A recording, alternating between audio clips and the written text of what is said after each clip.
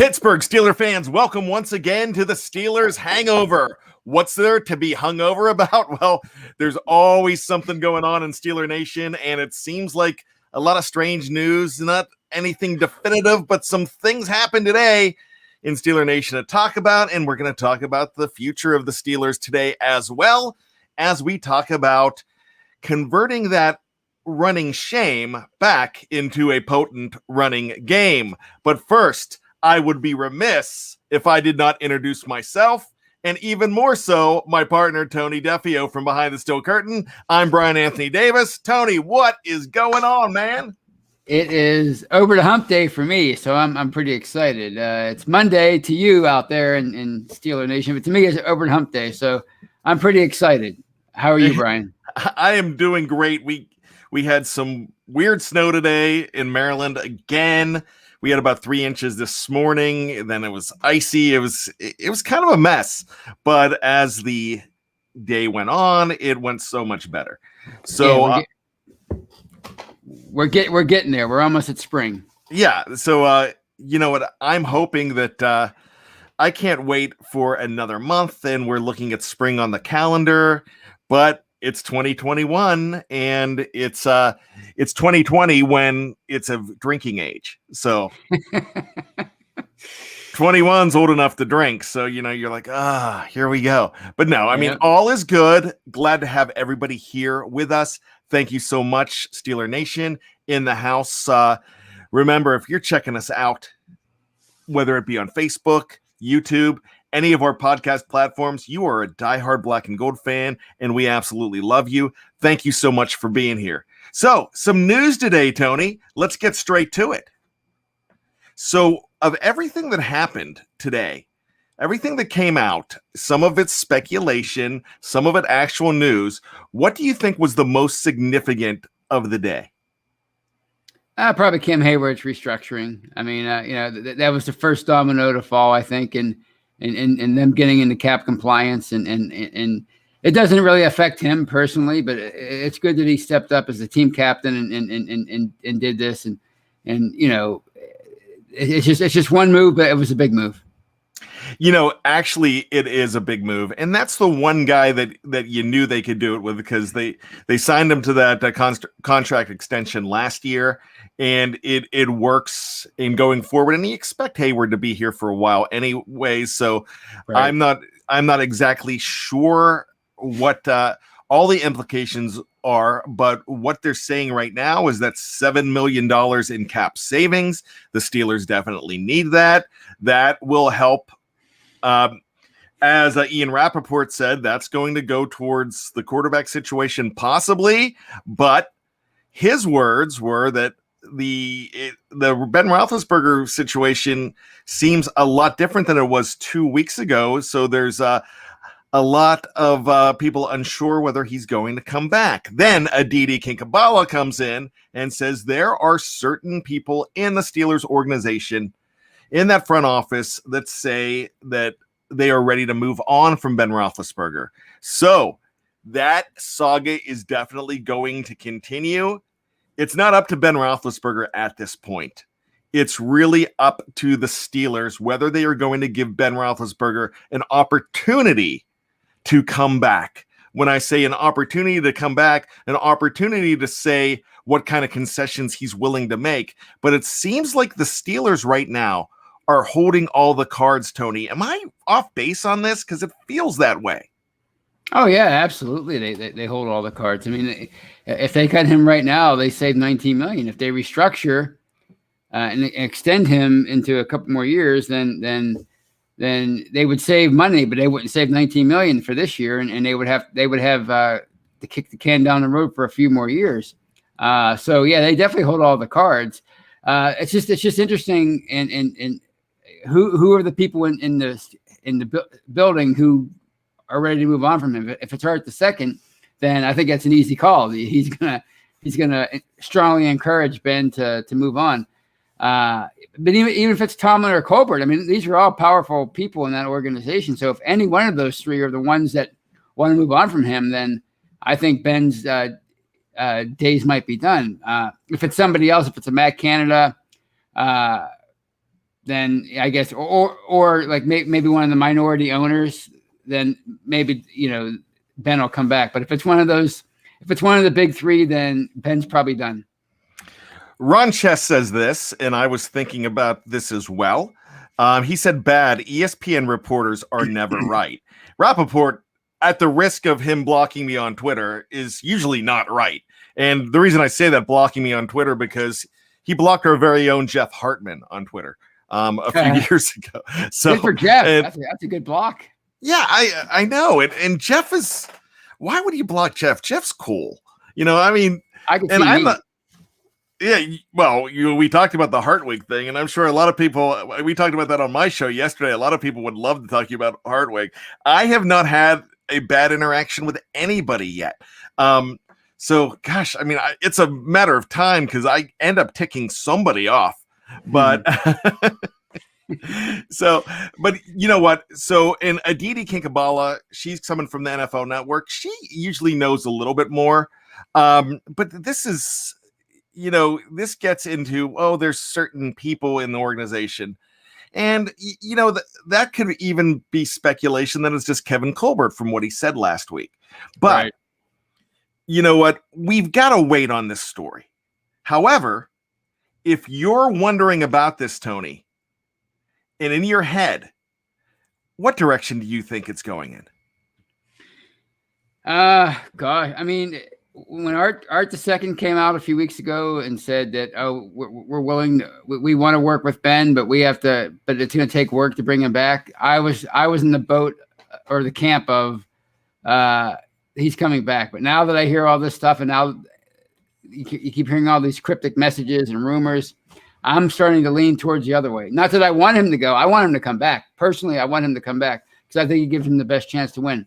But I wouldn't be surprised if we see another Peyton Manning kind of thing where he doesn't retire, but they move on from him because they just can't financially, they can't work anything out, and he plays for another team next year. I got to tell you, I'm going to bring up the great Boys to Men here, and I'm just going to say it's so hard to say goodbye to yesterday. And that's the way I feel about this. I'm not ready to say goodbye to Ben yet. Right. But I'm not holding the purse strings, and I'm not running a business. And so, I think this is a bittersweet situation if the Steelers end up doing it. When I say bittersweet, the only reason it's sweet is because they would have $19 million back in the cap, and they would be finally looking forward. But it's still going to be hard after 17 years with a future Hall of Fame quarterback to say goodbye. But but there's still a chance to save money in this situation. If they cut him, so there's some confusion in the live chat here on what happens. What happens is, right now against the cap, he's 41 million if he plays next year. They're saving about $18 to $19 million. They're still owed him in 2021. Whether they cut him or not, if he does not play, there's still going to be 21. I'm not saying they owe him, but 22 to 23 against the cap. Right. So that's, you're still not getting away from that 23. But what you're getting away from, you're getting an extra 19 million, and then you can go ahead and look in other directions. And one of those other directions, Tony, could possibly be the running back position as well, because the running back position is a really tough position for the Steelers right now. They've got 3 guys really on the roster that of significance. That of course, James Conner, and he's not officially on the roster because he's a free agent. A lot of people are pretty certain that they're not bringing James Conner back. He's another guy that it would be so hard to say goodbye to yesterday because he's one of those guys that I love as well. I mean, I love James Conner. I've met him in person. I think he's a fantastic guy. Great story. Of course, cancer survivor. I'm one myself. So that's something I talked to him about when I mentioned it to him. And he was so caring, asking how I was. And I said, no, I'm fine. But he's such a wonderful human being. But Are they going to bring him back? It just does not seem like they're going to do that. You've got Anthony McFarland Jr. going into his second year. You know he's back. Jalen Samuels,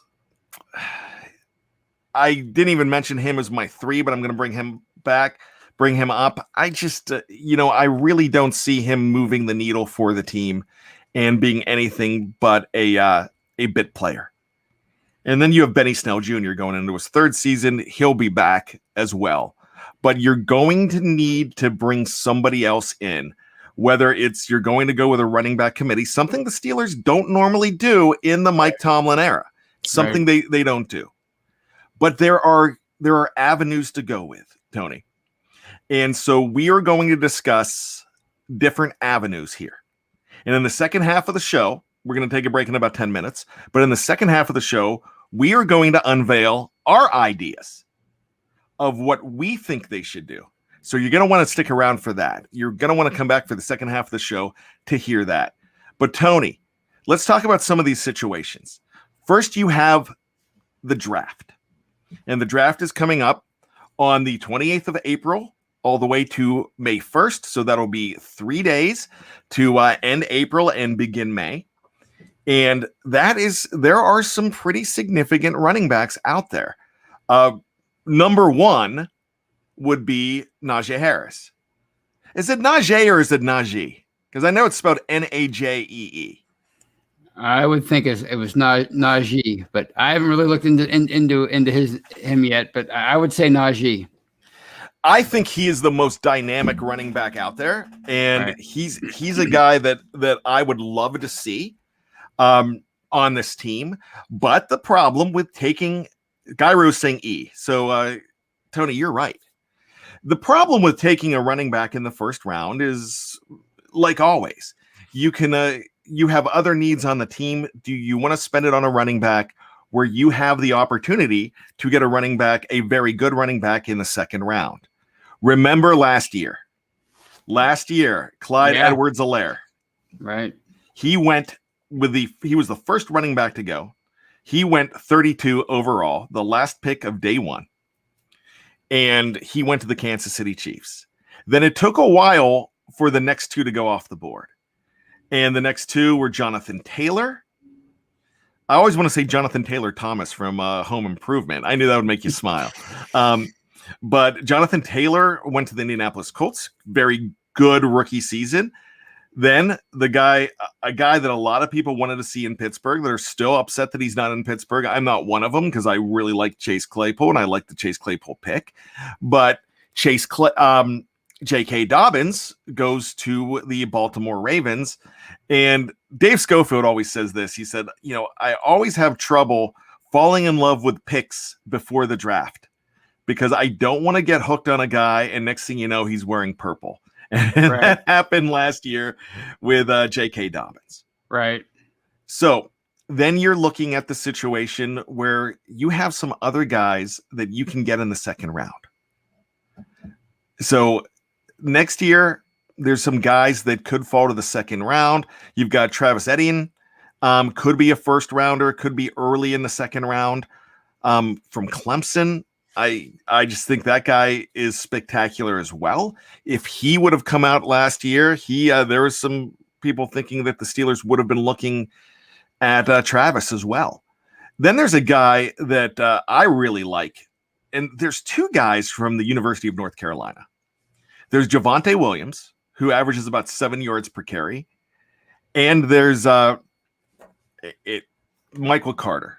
So I'm sorry, it took me a while. I always have trouble with Michael's name. So Michael Carter is the other guy, and he's dynamic too. Both of them could go in the second or third round. Tony, have you? What are your thoughts so far? Do you think that the Steelers should reach for a running? And I don't want to say reach. Should pick a running back in the first 3 rounds, and if so, where in the first 3 rounds? Well, certainly not in the first round. I mean, I think you can get a really good running back in the second or third round. I think the second round, and I'm not the first to say this has been said by the quote unquote experts, that the second round is kind of like the new first round for running backs. I mean, it's very rare now that you see a running back go in the first round. Last year, Edwards-Helaire, he was at the very end of the first round. That's rare now. You don't see that anymore. Usually they go in the second and third, and you can pick up a really premium running back in those rounds. I mean, J.K. Dobbins is a prime example. Jonathan Taylor's another one. Le'Veon Bell's an example from a number of years ago when Pittsburgh selected him, and there were other running backs that were productive in the NFL that went around the same time that Le'Veon Bell was drafted by the Steelers. So I think if they're going to go, if they're really looking to upgrade at running back position and they want to do it in the draft, then I think the second round is where you can start. You don't have to pick one in the first round. It's just not that kind of league anymore. The way they value running backs is a lot different than when I was a kid, and you can and most of the good ones went by the 5th or the 10th pick. So I think they can get one in the second round. Yeah, remember Marcus Allen goes with like pick number 10, and the Steelers are picking at number 12 and 82 and go with Walter Abercrombie. So right. You never know. Like, look at all the running backs that went in 1989, and the Steelers had the 7th pick, and you had Barry Sanders off the board. You had some studs off the board, and then you get Tim Worley, who was supposed to be great and just did not pan out. Right. And you had another pick that year. You had an offensive tackle that year on a draft day trade when you traded away Mike Merriweather, and you got Tom Ricketts with Minnesota's pick. Believe that was at number 24, and that didn't pan out either. I want to bring up Reginald Rivers here, Gainwell from Memphis. That's another guy that I've been noticing, and I think Gainwell could really be good as well. So, you have some guys in the first round. Excuse me. You have some guys in the early rounds, probably on day 2. But there's some people out there saying, look, Najee Harris, if you can get this guy, he is can't miss. I believe Javier said that. And he really could be. He really could be a can't miss player. Now, I'm thinking more that an offensive tackle might not be going in the first round of the Steelers. And here's why. Here's why I don't think that's going to happen. I think if you go offensive lineman, I think they're going for a center guard combo. Right. Or just a center. So I'm thinking of guys like Landon Dickinson. I'm thinking of Creed Humphrey. So, from Oklahoma. And so, you have those guys that you might be looking at. There's a kid, I believe the Davis kid from Ohio State, which I think is absolutely fantastic as well. You've got Banner and Shooks right now. And I know that Banner is not signed to the team and is a free agent. Right. But when you hear Zach Banner come out and say, best exit interview I've ever had, Mike Tomlin told me that they're rolling with me. You just don't say that. Right. And also, this guy bet on himself last year. He's going to have to bet on himself again. He's probably getting a 1-year deal, and they're probably looking at starting both these guys. Banner was a great a run blocker. He was fantastic. And that's one of the things you want to fix. Also, remember, he graded out very well in college. Sam Darnold was his quarterback, and he only got sacked 4 times, I believe, when Banner was his chief protector. So, that's something to look at too. So I really think that they're going to be starting those guys. They're picking one, but offensive tackle is so deep that they're probably going guard. But if Najee Harris is there, I'm not saying I'm endorsing this. I'm just saying that's somewhere they're possibly going to go. Right. Then you've got the running back situation that you can get from free agency. All right. You just got some money. You just got some money back. That doesn't put you in the best situation yet. More things are going to happen. I'm going to tell you that we're going to be looking at some money from the couch cushions. Something else happens.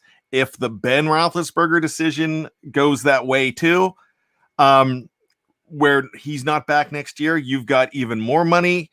I don't want to say to play with, but you have some more opportunities. there are some pretty significant free agents out there that you can do very well with. Now, I don't know if you follow this, Tony, but I do something every other day. Monday, Wednesday, and Friday, I do something called Free Agent Market Watch. And I put the position in there and I say, running backs the Steelers maybe can't afford.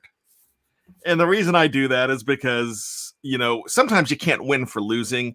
You and I were talking the other day just on the phone about how you have to put all these disclaimers out there because and why is that? Because somebody's always going to rain on your parade and say, well, where's the money? Where's this? Right. And I remember I got so mad because every time I said something on a podcast last year, someone said, where's the money? And I'm like, well, they might go after, I could see them finding a free agent and I brought up Stefan Wisniewski. And I'm like, you never know. And Eric Ebron is a possibility too. And everyone's like, you're crazy. They don't have money for that. They don't spend money, blah, blah, blah. Guess what? It happened.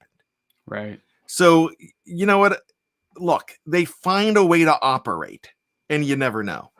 But in the running back article, probably the number one running back out there is Aaron Jones of the Green Bay Packers. I think he's going to command a lot of money. PFF is projecting him at 4 years, $52 million. So that's about $13 million a year. But if you can get a guy like that, here's a guy that catches the ball out of the backfield well. He averages 5.5 yards an attempt. I think he's the top free agent. People are actually speculating that the Steelers might go after an Aaron Jones. I don't know if they will, but that is a good opportunity, Tony. What would you think about a guy like Jones? I think it'd be great. But the only problem is, you're talking about paying that guy $13 million a year when you're asking your franchise quarterback to either retire or take a significant pay cut or restructure. So, if you're going to do that, if you're going to ask Ben to help you save $19 million, I don't know how you can afford a $13 million running back. I think it'd be great. I just don't know if it would be realistic, but you never know. I thought that before, and it turned out the opposite. So we'll see. Yeah, it doesn't mean that it's realistic, but that's a guy out there. If you had unlimited cash, a guy like Aaron Jones, you're bringing it. Right. Some other guys to talk about. You've got Philip Lindsay in Denver. I know he did play 14 games last season. He has had some injury problems. 2 straight 1,000-yard seasons in the league. You've got Chris Carson out of Seattle. You've got Mike Davis, who is from Carolina, who stepped in really well for Christian McCaffrey. But the problem with a guy like Davis is I believe that he is a backup running back. I still think he's a number 2. But Davis did some really nice things. 28 years old, 5'9", 221 pounds. He had 652 yards rushing last year after McCaffrey went down. Another guy I like is Kenyon Drake. There's other ones too that we could talk about. And the one out there that we definitely could talk about is James Conner. What are your ultimate thoughts? Is there any possibility that a guy like James Conner will be back next year? Oh, I think there's a possibility.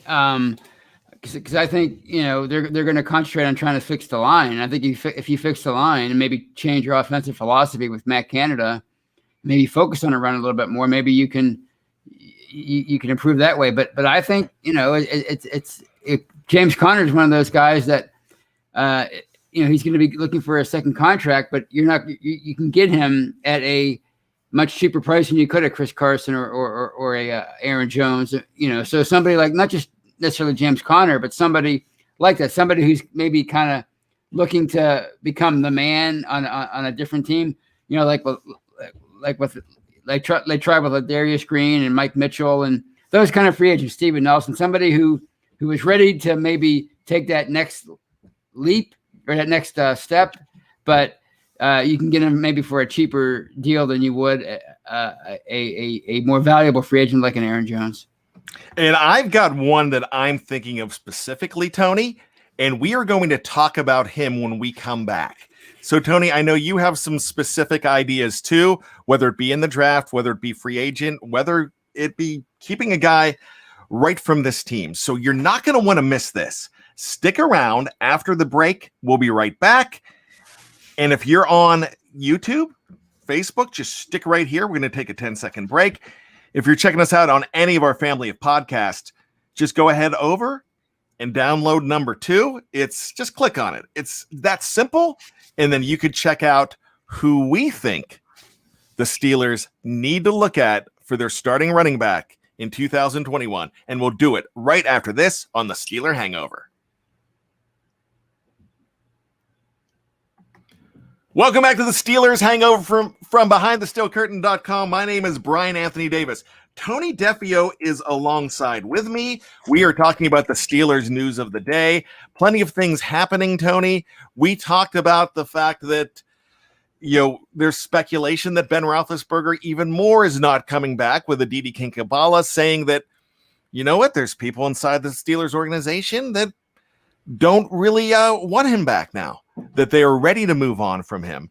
Even Ian Rappaport of ESPN said, he came out today and said, even though the Steelers moved on from, went ahead and restructured Cam Hayward's contract, it doesn't mean that money is going to Ben Roethlisberger. It might go to the quarterback situation, but the team might not feel the exact same that they felt about Roethlisberger just 2 weeks ago. So we've got plenty of news that's upcoming. We also have something else that we didn't talk about today so far, but it looks like there was COVID news out of the Pittsburgh facilities. The report is that it's possibly Mike Tomlin, and we wish him the best of luck with his recovery from that and hope he's feeling better very soon. So Tony, with all that news coming out, you and I are still talking about running backs and where the Steelers are possibly going to go. Absolutely. Yeah.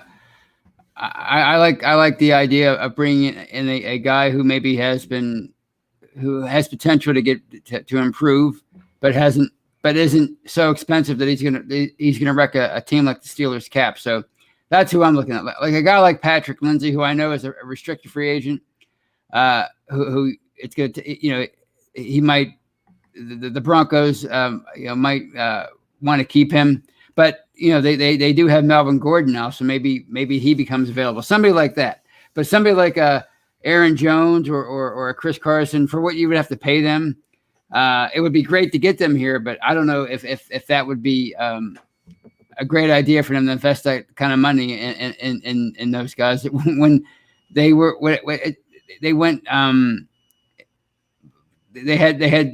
it took them 2 years to try to figure out what they were going to do with Le'Veon Bell, and they ultimately had to walk away from him because he was asking for too much money. So I don't know if that's a good idea for them to go after one of those guys, just because of their financial situation. I like the idea of bringing in somebody who's looking to maybe make a name for himself in a second contract. Here's a guy that I love, Tony. It's Marlon Mack. Now, he did not have a great year last year because he tore his Achilles tendon. He was catching a pass against the Jacksonville Jaguars. In week 1, they actually lost that game to Jacksonville, too, in week 1. And Jonathan Taylor came in, became the starting running back. Nyheim Hines worked in there as a pass catcher as well. But Marlon Mack has been very good in his career. He's getting ready to start his 4th year as a pro out of South Florida. I remember the Steelers were actually checking him out before the draft way back 4 years ago when he came out. He's a guy that I really like, Tony, and I think he's somebody that the Steelers could possibly bring in because of his situation at a nice bargain deal, but still a good deal for Mack as well. I think that would be a really good situation for both. What are your thoughts on Marlon Mack? When we talked about it on the phone last night or the other night, I looked him up and checked his stats, and I loved it. I love the idea. I mean, 2,300 yards. Jonathan Taylor, they're going to give him every opportunity to succeed since he was their second round pick last year. So you can get a guy like Marlon Mack who he's going to get a raise because he's going into a second contract, but he's not going to command the kind of bucks that Aaron Jones would, or a Carson. So you can get him in here and say, look, we're going to give you the reins as the top guy in the backfield. You know, obviously Benny Snell would have something to say about that in training camp, and Anthony McFarland, but you would bring him in here, give him every opportunity to win that starting job, and he could make a career for himself. So excuse me, I like the idea of that kind of player for them to go after, whether it's Marlon Mack, Patrick Lindsey, Davis, somebody like that, somebody that's going to be able to improve his career situation by coming to Pittsburgh. You know what? I like that, and I agree with you on that. Now, there's some chatter in the live chat, you know, talking about the fact that some of these guys get injured too easily. You know, running backs are going to get injuries, and they're going to be out. An Achilles injury to me is not something that means you're chronically getting injured. You know, it's you know, some of those things do happen. Yeah, I just don't think I think bringing in a guy like this and giving him a chance and seeing what you've got with the other two guys there, probably a good go around. Still draft somebody, but you don't have to draft somebody high. Like I said, I'm tempted if I'm making the pick and I see Najee Harris there at 24, I'm tempted. However, I just think the needs of the team are more important, especially on that offensive line. I'm still thinking guard or center. Some people are thinking offensive tackle. I don't think they can go wrong there. But what I'm saying is you might see some action in free agency, and you still think they still might go ahead and draft somebody high.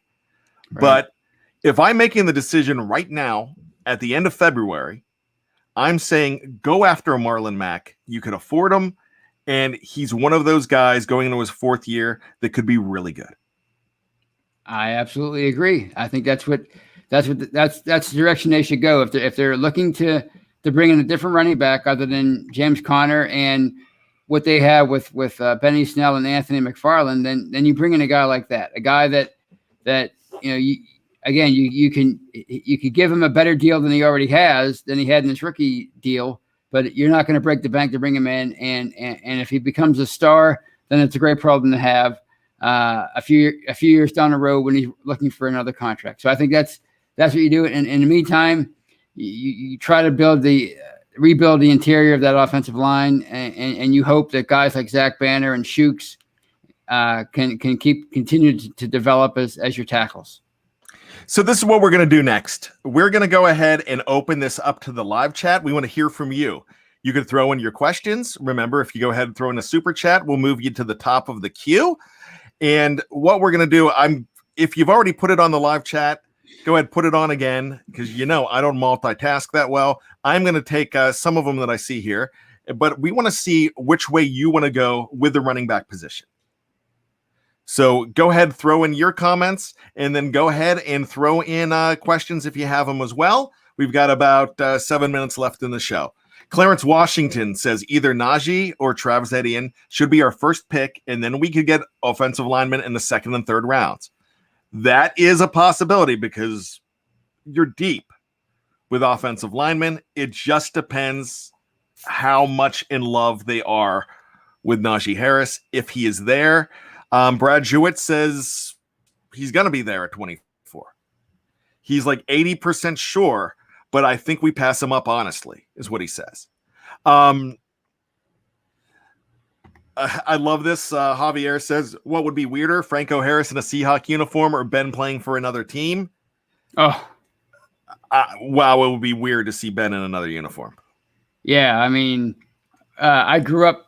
Well, I didn't say I grew up, but I spent many more years following Ben Roethlisberger than I did Franco Harris. Franco Harris was, he was in my very, very young days as a Steeler fan, so he was already close to retirement age. I saw Ben Roethlisberger's entire career in Pittsburgh, so it would definitely be weirder seeing Ben in another uniform.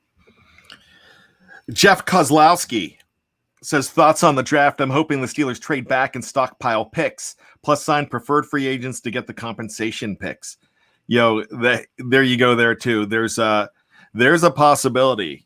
And Michael Beck's been talking about this. The other fellas, Jeffrey, a lot of them have been talking about don't mess up the compensation picks next year because you've got an opportunity to get a couple 3s and 4s. Now you can only get 4 comp picks, but if you lose guys like Villanueva, Bud Dupree, Smith-Schuster, James Conner, you've got the possibility of 2 3s, 2 4s, maybe 3 3s and a 4. It just depends, but you can get up to 4. You could have a heck of a draft coming up next year too. But if you've got the money and you can improve your team with some of these guys, you've got an opportunity. I love this. It's Gyro. I'm bringing back Bell. Screw it. So that's his plan. And we made him the general manager of his own team, so he's allowed to do that. Well, I mean, he hasn't shown anything since 2017, really. So, you talk about washed up players. I think Bell's, not only is Bell washed up, I think, but I don't think he really cares about football. I don't think he ever did. I think he's always been about trying to, make as much money as he can. I mean, he obviously was a great player, a great competitor in his prime, but I think he was always less concerned about his legacy than he was about making money, which is fine. You'd probably be surprised how many NFL players just look at it as a job and they're in it for the paycheck, like a lot of us in life. And so I don't know if Bell really would really even want to come back. I think he might now that he's played on. He didn't win a Super Bowl, but now that he played on one, or played in one, I think he might retire. Honestly. You never know. If there's money to be made, it just depends what's going on in their head. Richard McKinney says Chris Carson from the Seahawks. Carson's a nice player. I know he had some injury issues last year, but it's a running back. Who doesn't? Donald Nolan says, bad Tony, would you rather have Adrian Peterson or Frank Gore as a running back on the Steelers? Right away, I say Frank Gore. If you're going to pick between the two, I think Frank Gore, remember he had those injuries he had injuries at the University of Miami. He had injuries earlier on in his career, but Frank Gore, he's like ageless at this point. So right. If I had to pick either one of them to bring in on the team, I would say Frank Gore. I'm not saying that I would do that, but that's the guy I would go with. Oh, yeah, I agree. I think Frank Gore would be the better option. What I want to know is if I could talk to either one of those guys is what's the secret? What's the secret to having a long-lasting career as a running back? Because there are the exceptions. When you look at the superstar running backs, how many of them, we just talked about Le'Veon Bell, how many of them just fade out after a certain age, a certain number of carries? And these guys are just Iron Men. I mean, Frank Gore, people joke about him playing for 20 some years. I mean, it's amazing what both of them have been able to do. So I just want to know what the secret is to having a long lasting career as a running back in the NFL. That's something that was really hard to figure out. Remember this. Do you know the last time that the Steelers gave a running back a second contract? Ooh. The bus. No. Was it 96? No. I know they had to sign him as his after he first came here. Okay. Well, they've given him extra contract. They've given him other contracts, but the last guy to get a second contract. Is it Fast Willie? We talked about him on the Retro Show recently, Mr. Veron Haynes. So it's been a long time. That's amazing. Oh, okay. It's been almost 15 years since a running back has gotten another contract. Andrew Wilbar, either sign Marlon Mack or Jamal Williams, or pair McFarland with a mid-round power back like Ramondre Stevenson. I think Ramondre's out of Oklahoma, if I'm not mistaken. Fix the O-line before drafting a running back. All right? I'm down with that too. And I get it. I'm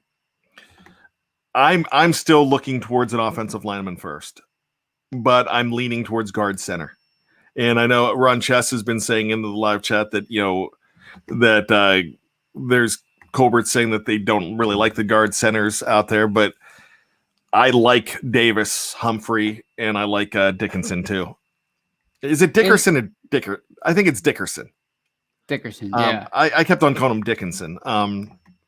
So Andrew Wilbar wants to trade back. Absolutely. Yeah, somebody else mentioned that about you're stockpiling some picks with the trade back. So Gyro says Najee don't need an O-line. He just loves Najee. And he wants Bell back too. Wow. So that's Gyro's plan. You know what? I like Najee. I just and I might change on this too. Reginald Rivers says Ohio State has a good center, and yeah, that's Wyatt Davis, who we've been talking about. George Teston, when you guys are going to start the after parties, they're coming up really soon. And I'm talking about sooner than you would think, George. We had a meeting about it yesterday, and I believe that we will be after partying some way, shape, or form on Thursday nights real soon. So, Tony, we went ahead and we looked at the running back situation. We're going to take another position next week. I'm not going to spoil it yet. That means I didn't figure it out yet. You and I haven't had a chance to talk about it, but we're going to go ahead and do that next week. We'll be doing this on the Hangover for a while as we get ready for free agency and get ready for the draft. It'll be a lot of fun. Oh, did I make a mistake here? Ronchess is saying that it's Myers. So where's Wyatt Davis out of? I think I made a mistake here. And let's look that up, because Wyatt Davis is a guy that Wyatt Davis is he's a guard for the Ohio State Buckeyes. So yeah, I was right that he was with Ohio State, but Davis is a guard.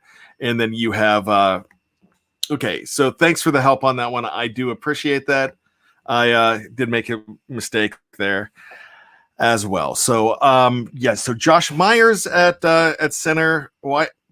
They've got some good players there. And they've got they've got a running back there too that you could look at. And that's Trey Sermon, who I watched the championship game for the Big Ten. Man, he went off. He had over 300 some yards. Yeah, my uncle was endorsing him like 6 weeks ago when I was over his house, and he said that's the guy they should go after. He's a horse. He's a machine. So there you go. So, there's guys that you can get in the second, third, and fourth round as running backs. My plan, once again, is go ahead and look at a guy like Marlon Mack. But, I might change on that as well. And we're going to get ready to get out of here, but not before I find this super chat from our good friend Just Me, one of our favorites here on the show. And you're all our favorites. Somebody that's been around with us for a while, and she has the Super Bowl 40 hat on, so you got to love that. I wear my Super Bowl 40 t-shirt that I just took the tags off of. It has the Steelers and the Seahawks on it, and it's before the game. I just took the tags off of it. I've got about 10 t-shirts from that Super Bowl that I bought at Giant Eagle. I bought at the Eagle in Johnstown, Pennsylvania. You're a true Pittsburgher. Yep, and I bought a bunch of them like a couple months after the Super Bowl. They were on clearance, and I kept them. And I kept them in a box. And I'm like, you know what? I'm going to start wearing these. So I took out my my Thanks Jerome T-shirt that I got from there too. But so I love it. But that's not what she's saying here. I'm just talking about her hat. But love you guys alone or together. Any chance, laugh out loud. Great show, guys. Keep on keeping on. So any chance, what? I'm not sure. But thanks for the $10. I appreciate it. Just Me, we appreciate you. We appreciate everybody in the live chat. Great friends. And we're so glad to have you guys, you girls, whoever you are, we love you. And we're so glad that you're a part of us. We can't do these shows without you. We just really can't. Look at all the people in the live chat. It's amazing. And you guys will walk through fire with us. I know if I asked any of you to go in a dark alley with me, you guys would have our backs. So we love you. So thanks so much. We are going to get on out of here. Check us out next week. Also check us out on the podcast platform. We've got a great retro show this week as well, Tony. Yes. I'm really excited for that. And check out behindthesteelcurtain.com for all of your breaking news, your commentary, your film breakdown. Everything there is on the editorial side as well. So anyways, for Tony Defeo, my name is Bryan Anthony Davis. Absolutely, we love you. I can't say it enough. And I want to say this. Be safe, be true to yourself, and be behind the steel curtain. For Tony, I'm Bryan, and just when you think you've got all the answers, we keep changing the questions. See you next week.